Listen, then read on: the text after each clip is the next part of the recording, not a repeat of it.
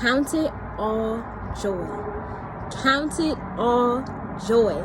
The situation that you're going through right now, count it all joy, because God is in the midst. God is in the midst of the storm. God is in the midst of the chaos. So that means that we can find peace right where we're at. That means that we can find joy right where we're at, because God is with us, right?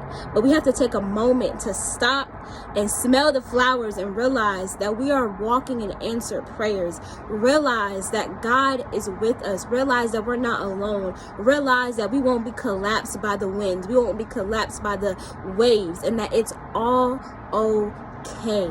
Okay?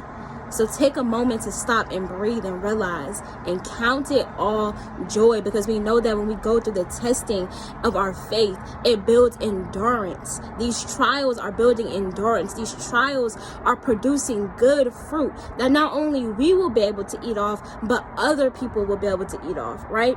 And I was on a call the other day with Jackie Green. She was doing like a girls' night thing, and she was literally talking about this and saying, count it all joy, God is in the midst. And she was talking about the spirit of the fruit of joy, and it just confirmed everything that God's been speaking to me, and it convicted my heart, and because the Lord has been telling me, like, Micaiah, be content in this season.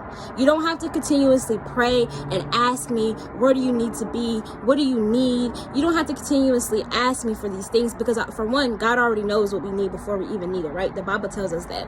So that's the first thing. But he's also saying you have to be in a spirit of contentment. You have to be in a place of contentment and peace to experience the joy that is already available to you. Because the thing is that the enemy wants us to move so fast. He wants us to see next, so that we're so focused on the next thing that we don't